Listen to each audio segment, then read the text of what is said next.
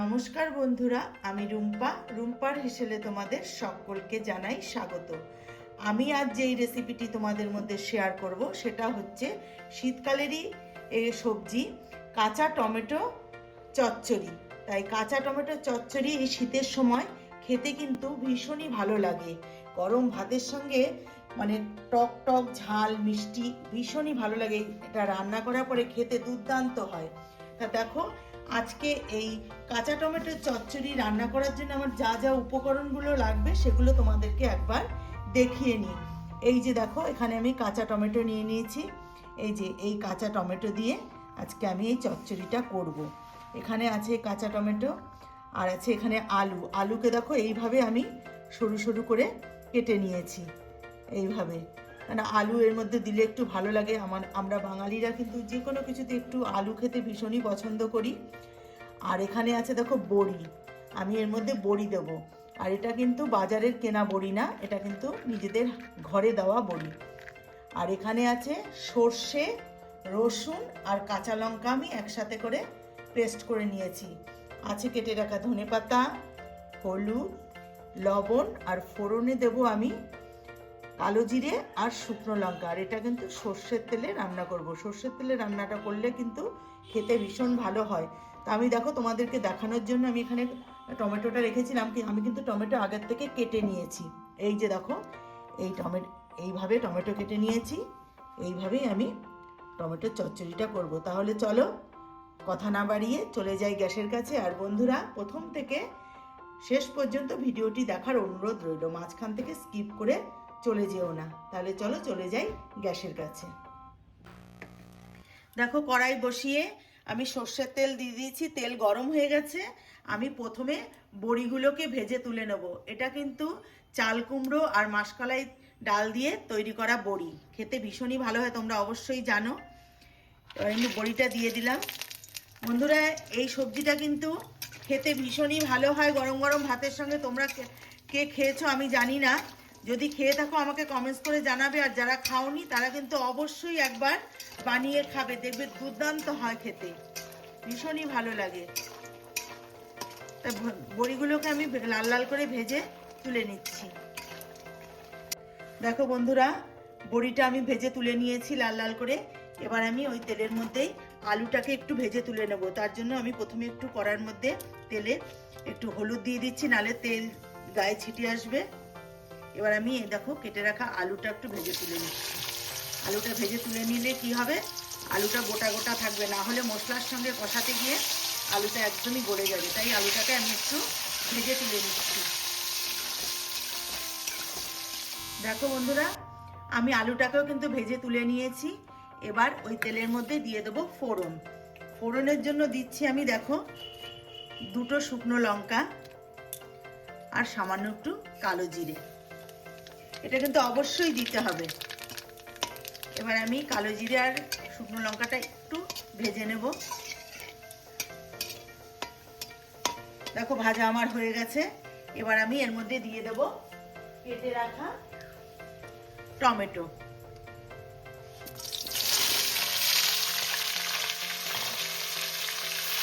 এবার আমি এর মধ্যে পরিমাণ মতো দিয়ে দেবো হলুদ গুঁড়ো।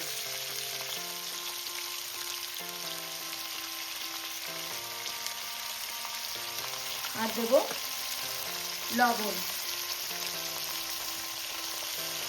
স্বাদ মতো দেবো লবণ। লবণটা খুব বেশি দেবো না, কেননা সর্ষে যখন পিষেছি সর্ষের মধ্যে কিন্তু আমি লবণ দিয়ে পিষেছি। মানে সর্ষে যখন পেষা হয় লবণ না দিলে কিন্তু সর্ষেটা তিতো ভাব হয়ে যায়। এই জন্য লবণ দিয়ে পিষলে পরে সর্ষেটা অতটা তিতকুটে ভাব হয় না। এবার আমি ভালো করে টমেটোটা ভেজে নেব। দেখো টমেটোটা কিন্তু ভাজা হয়ে গেছে। এবার আমি এর মধ্যে দিয়ে দেবো বেটে রাখা মশলাটা। মশলা বলতে দেখো সর্ষে আর রসুন আর কাঁচা লঙ্কা যে বেটে রেখেছিলাম সেটা। সর্ষে বেশি ভাজতে নেই, মশলাটা বেশিক্ষণ ভাজবো না, কারণ সর্ষে বেশি ভাজলে আবার তিতো হয়ে যায়। যেহেতু রসুন দেওয়া, রসুনের কাঁচা গন্ধটা চলে যাওয়া পর্যন্ত মশলাটাকে আমি ভালো করে কষিয়ে নেব। এবারে মশলাটা কিছুক্ষণ কষিয়ে নিচ্ছি। দেখো মশলার সাথে টমেটোটা আমার কষানো হয়ে গেছে। রসুনের কাঁচা গন্ধটাও চলে গেছে। এবার আমি এর মধ্যে দিয়ে দেবো ভেজে রাখা আলুটা দিয়ে দিচ্ছি, আর দেব হচ্ছে ভেজে রাখা বড়িটা। যেহেতু বাজারের বড়ি নয় তাই আমি আগেই দিয়ে দিচ্ছি, তাহলে কিন্তু বড়িটা ভালোই সেদ্ধ হয়ে যাবে, নরম হয়ে যাবে। বড়িটাও দিয়ে দিলাম, আর এখানে দিয়ে দিলাম 4টে কাঁচা লঙ্কা দিয়ে এবার আমি এটা একটু নেড়ে চেড়ে আমি এর মধ্যে সামান্য একটু জল দেবো। জলটা আমি আগে থেকে ফুটিয়ে রেখেছি, সেই জলটা একটু আমি দিয়ে দেবো। বন্ধুরা, এটা কিন্তু খেতে ভীষণই ভালো হয়। একটা মানে কি বলবো, মুখরোচক একটা রেসিপি। এটা গরম ভাতের সঙ্গে ভীষণই ভালো লাগে, টক ঝাল মিষ্টি মিষ্টি দুর্দান্ত হয় খেতে। তোমরা অবশ্যই বাড়িতে একবার ট্রাই করো, দেখবে প্রত্যেকটা মানুষ ভালো খাবে। খেয়ে তোমার দেখবে বলবে বারবার বানানোর জন্য। এই শীতের সময় এটা তোমরা না বানালে না খেলে বুঝতে পারবে না এটা এতটাই খেতে ভালো হয়। এবার আমি এর মধ্যে দিয়ে দিচ্ছি সামান্য একটু জল, কারণ আলু আর বড়িটা সিদ্ধ হওয়ার জন্য।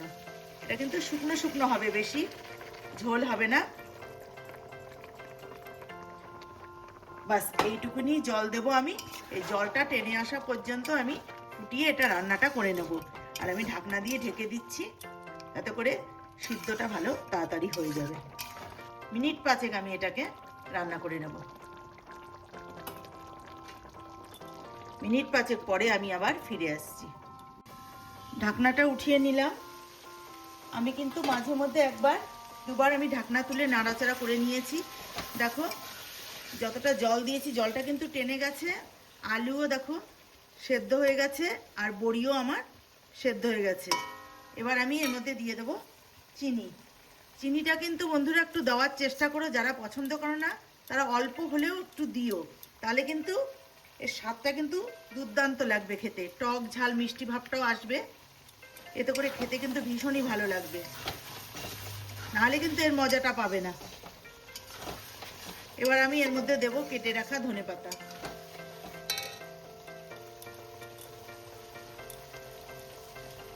ধনেপাতাটা দিয়ে দিলাম। আমার কিন্তু রান্নাটা হয়ে গেছে।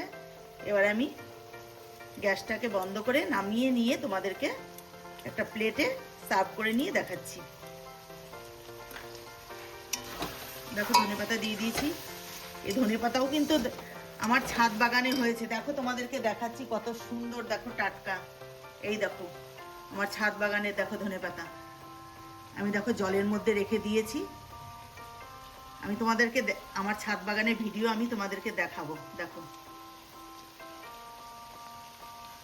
এখান থেকে ধনেপাতা কেটে নিয়ে আমি দিয়েছি। তাহলে এবার আমি গ্যাসটা বন্ধ করে দিচ্ছি, দিয়ে নামিয়ে নিয়ে তোমাদেরকে দেখাচ্ছি। দেখো বন্ধুরা, আমি টমেটো চচ্চড়ি নামিয়ে নিয়েছি একটা প্লেটে। কালারটা দেখো কত সুন্দর এসেছে, একদম সবুজ ভাব। টমেটোটাও সবুজ, আর কাঁচা লঙ্কা বাটা দিয়ে করেছি। দেখো কত সুন্দর খেতে, কিন্তু দুর্দান্ত হয়। তোমরা আমি যেভাবে বানালাম অবশ্যই তোমরা বাড়িতে একবার এইভাবে বানিয়ে খেয়ে আমাকে কমেন্টস করে জানাবে তোমাদের কেমন লাগলো। অবশ্যই আমি আশা করছি তোমাদের ভালো লাগবে। তাহলে বন্ধুরা, আমার চ্যানেলে নতুন বন্ধু হয়ে থাকলে আমার চ্যানেলটিকে সাবস্ক্রাইব করে নেওয়ার অনুরোধ রইল, আর একটা লাইক করে দিও। তোমাদের একটা লাইক আমাকে অনেক দূর এগিয়ে নিয়ে যেতে সাহায্য করবে। বন্ধুরা প্লিজ তোমরা আমার চ্যানেলটিকে সাবস্ক্রাইব করে আমার পাশে থেকো। যারা ফেসবুক থেকে দেখছো তারা ফেসবুকের পেজটিকে অবশ্যই ফলো করে নিও। তাহলে বন্ধুরা আজকের মতন ভিডিওটি এখানেই শেষ করছি। ভালো থেকো, সুস্থ থেকো, নমস্কার।